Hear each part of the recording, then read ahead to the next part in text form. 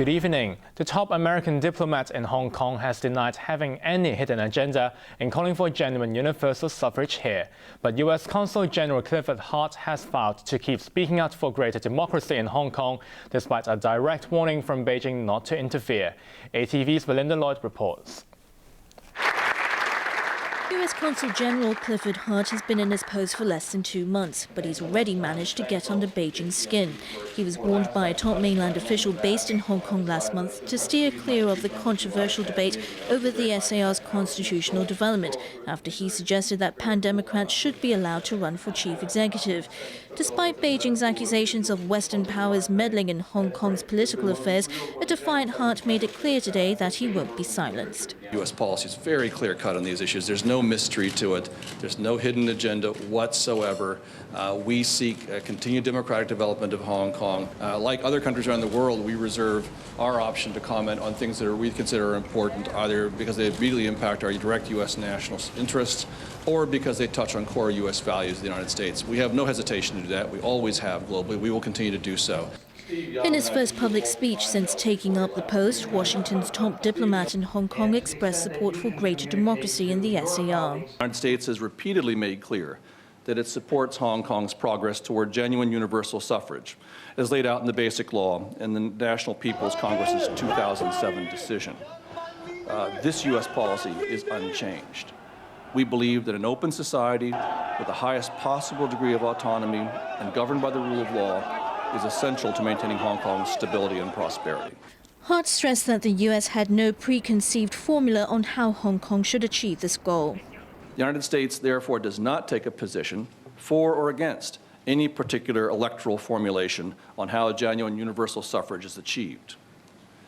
As the world's oldest constitutional democracy, we will always advocate the fundamental principles that underlie every successful democracy: open dialogue and debate, a strong and independent free press, an independent judiciary, the rule of law, free and fair elections, and choice among candidates.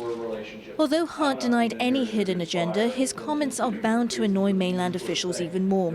In his third opinion piece in a week, propaganda chief Hao Te-chuan of Beijing's liaison office made British Foreign Office Minister Hugo Swire his target of criticism today. In his Hong Kong Daily News article, Hao dismissed Swire's offer to provide support in attaining universal suffrage as laughable. He stressed that people like Swire should not overrate their own abilities and should not meddle with the SAR's political affairs, as Hong Kong is no longer a British colony. Get ready to start paying higher taxi fares from early December. The flag fare for all taxis will be raised by $2, and every jump in the meter will cost an extra 10 cents. Nobody likes to see taxi fares go up.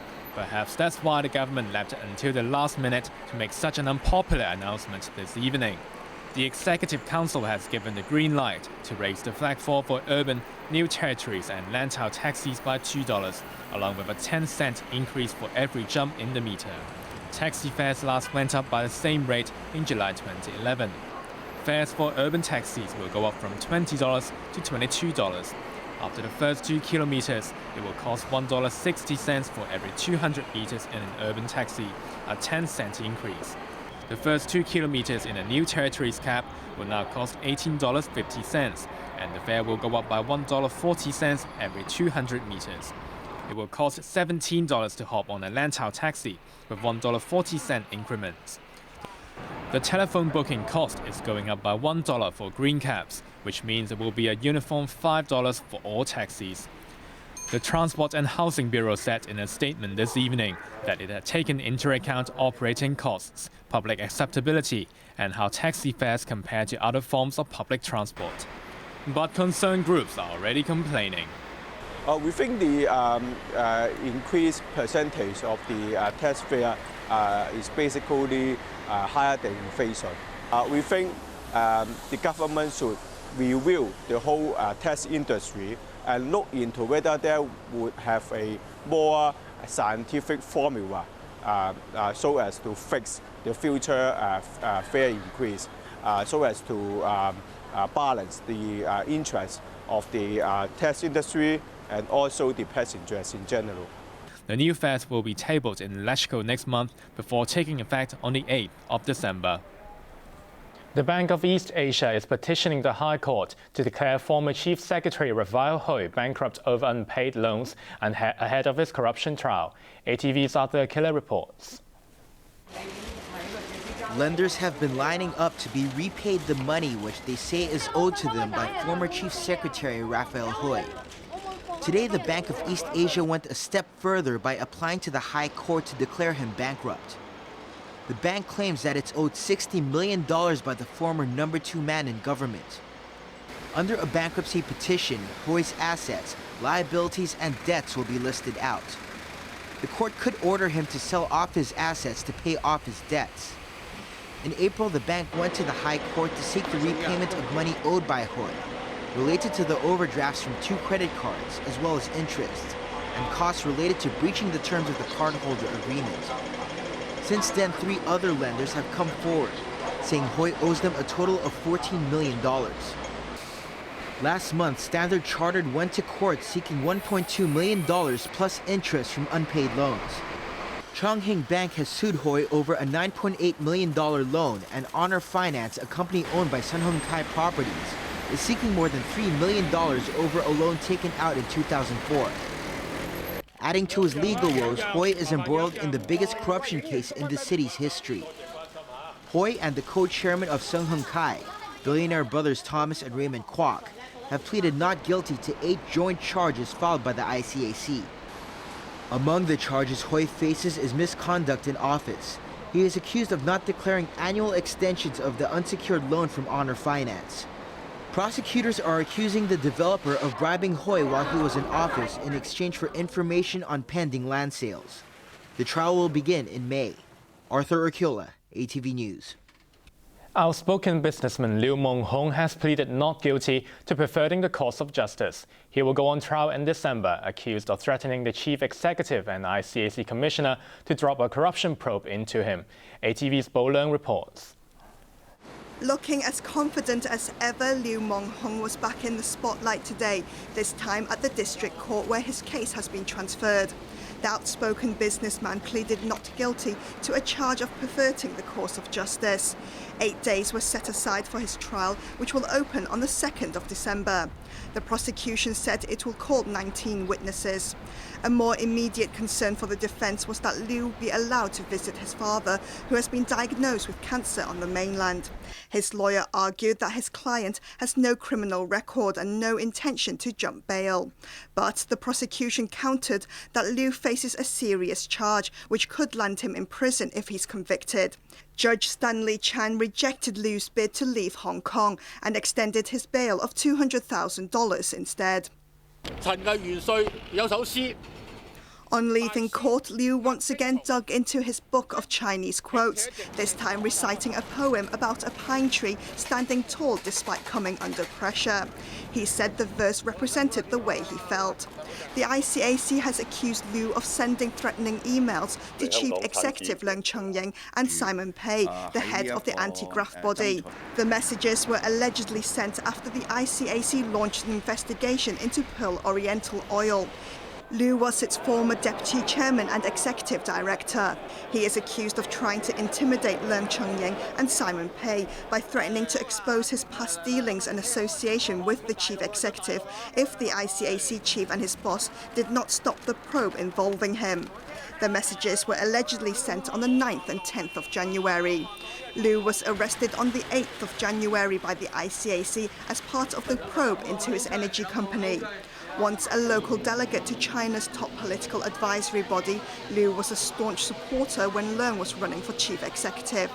But they had a fallout that Liu claimed was due to Leung's failure to honour his promises and reward him politically for his support. Matters came to a head when Liu, in a magazine interview, accused the chief executive of lying about the illegal structures at his luxury Peak home. Bo Leung, ATV News. Hong Kong will lift its controversial curbs on taking infant milk formula out of the city after a stress test next month, according to mainland state media. But Health Minister Ko Wing-man says the decision will only be made depending on the result of the test. ATV's Brittany Clannett reports. Travellers crossing the border are only allowed to take 2 tins or 1.8 kilos of baby milk powder, a draconian measure imposed on the 1st of March to tackle an acute shortage in Hong Kong. The problem was blamed on parallel traders who bought infant formula in bulk here to sell at a hefty profit on the mainland where the product is in high demand. Local parents scrambling for supplies were delighted, as were passengers fed up of congestion caused by traders at stations like Shengshui. But mainlanders condemned the restriction, with some senior officials complaining of discrimination and overreaction. State media today said the controversial curbs will be scrapped soon. An article on the website of the official Xinhua news agency claimed the ban will be scrapped after the National Day holiday that starts on the 1st of October, following an assessment of the supply situation by the Hong Kong government. But Food and Health Secretary Ko Wing-man denied that it's a done deal. He told a radio phone-in show that a consultancy firm will first carry out stress tests next week, when an influx of mainland tourists is expected during the Golden Week holiday. The aim is to see whether there'll be enough supplies of infant formula for locals at a time when visiting mainlanders may exercise their right to return home with 2 tins each. The data will be analysed, but Ko warned that the results will not be available immediately. He stressed there's no timetable to scrap the curbs, and any changes must be approved by lawmakers first. The General Chamber of Pharmacy echoed his views. Chamber Chairman Lau Kwok, who's also on a government panel formed in July to review the city's infant formula supply, revealed that assessment started in the middle of this month and will continue until mid-October. The panel will submit a report based on the findings to the government, which will then decide whether it's time to remove the restrictions. But Lau admitted it's unlikely that the curbs will be lifted before early November, when the panel meets again. He also gave an assurance there'll be enough supplies for local babies even if the ban ends. Chief Executive Leung Chun-ying has rejected suggestions that Hong Kong replace its currency with the yuan to counter competition posed by Shanghai's free trade zone. Here's Belinda Lloyd. For years, the government has been touting Hong Kong as China's international financial hub. To cement that status, the SAR has taken advantage of its position as the only city in the world that's allowed to conduct offshore yuan business. But with the opening of Shanghai's free trade zone this Sunday, Hong Kong may face fierce competition. That warning was sounded earlier by Tycoon Li Ka-shing, and now Shanghai financial scholar Shi Jiansheng, who said the central government wants the mainland city to take the lead in testing wider convertibility of China's currency. Shi noted that this could threaten the SAR's role as an offshore yuan centre, and if it wants to retain its competitive edge, it should consider replacing the Hong Kong dollar with the yuan. But his suggestion was rejected this morning by Chief Executive Leung Chun-ying. Leung insisted the Hong Kong dollar is here to stay and pointed out that the basic law backs the currency as the SAR's legal tender.